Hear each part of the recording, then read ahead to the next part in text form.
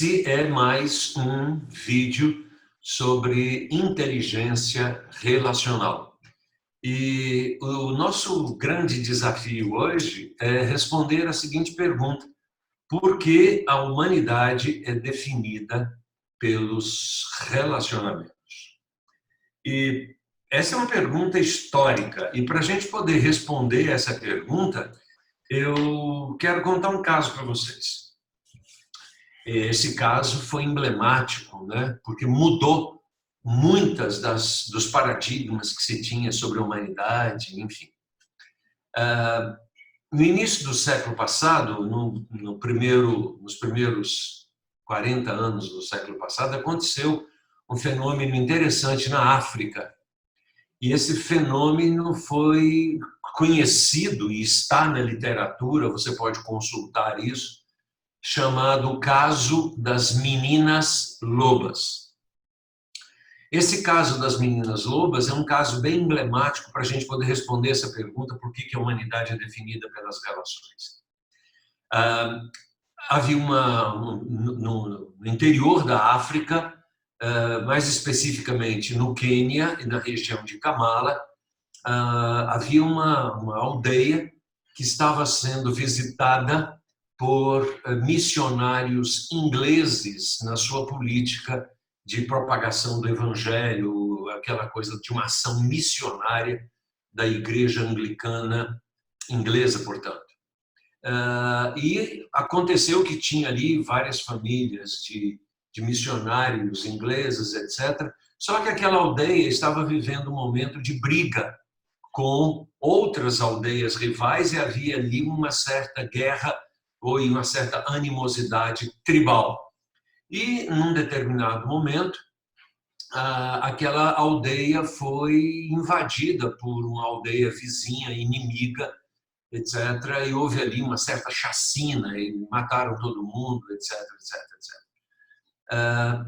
O problema é que duas crianças, ainda bebês, foram esquecidas, não se sabe por quê, obviamente.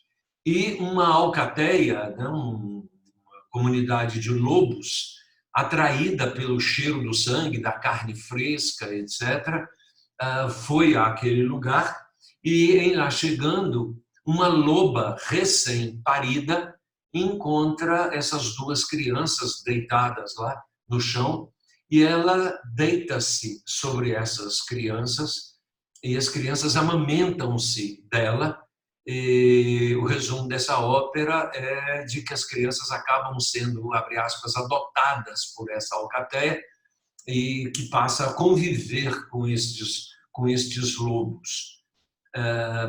Resumo também da ópera é que essa situação se realiza, mas quando passa-se mais ou menos 11 anos, um grupo de pesquisadores ingleses volta a essa região para poder fazer pesquisas ali, qualquer coisa que o valha, e de repente eles dão de cara com essa alcateia e descobrem entre aquela comunidade de lobos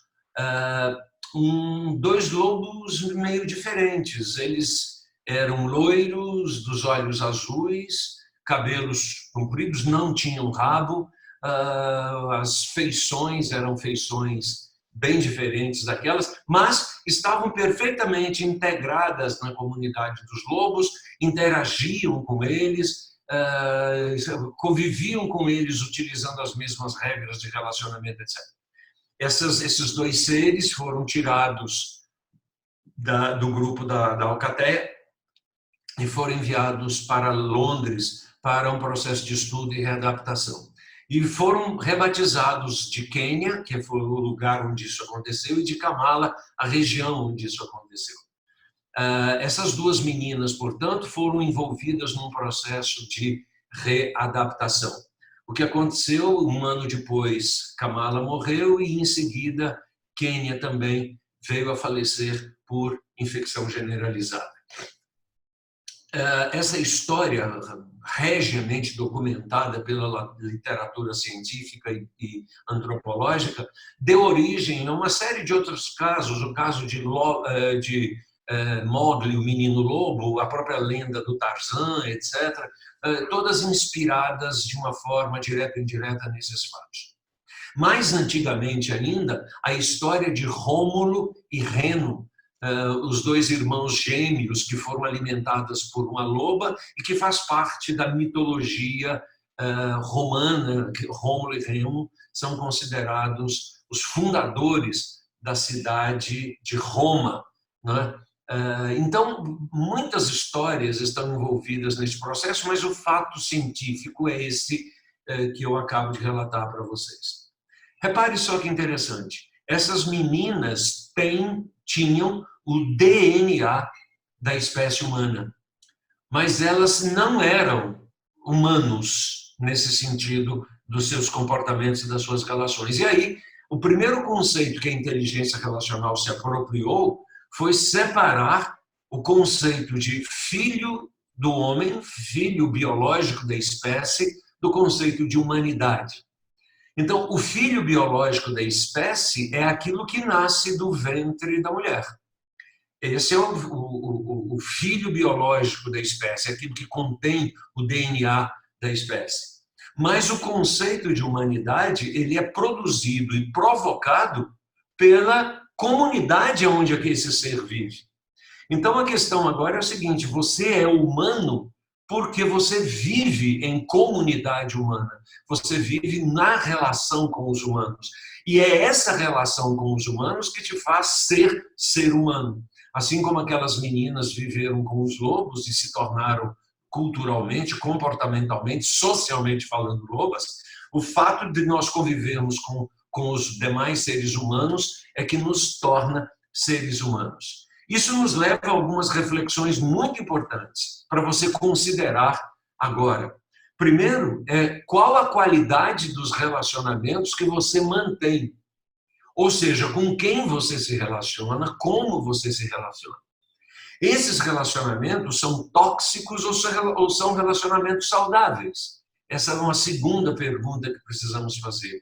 Porque nós herdamos toda a toxina relacional, mas herdamos também toda a medicina relacional. Então, é fundamental que a gente comece agora a pensar na qualidade dos nossos relacionamentos sociais.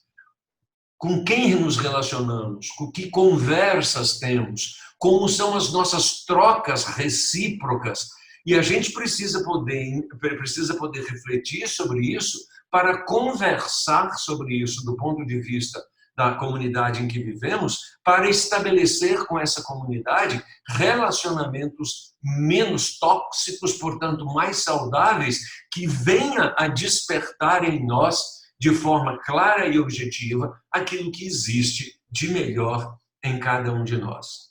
Por outro lado, se nós precisamos fazer esta avaliação das relações que mantemos, nós precisamos também ser agentes provocadores desta avaliação para que saibamos, de forma objetiva e concreta, como construir relacionamentos saudáveis que promovam pessoas saudáveis e que criem um ambiente emocionalmente saudável e promissor do desenvolvimento daquilo que temos de melhor entre nós. Portanto, a inteligência relacional nos desafia a uma avaliação de onde convivemos, com quem convivemos e como é que nós podemos proativamente interagir nesse ambiente para criar relações mais saudáveis. Pense nisso.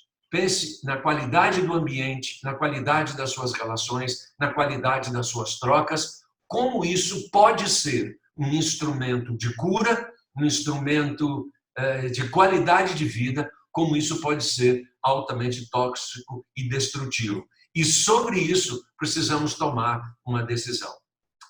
Faça sua escolha, viva bem, relacione-se com integridade. Um beijo e até o nosso próximo vídeo. Obrigado.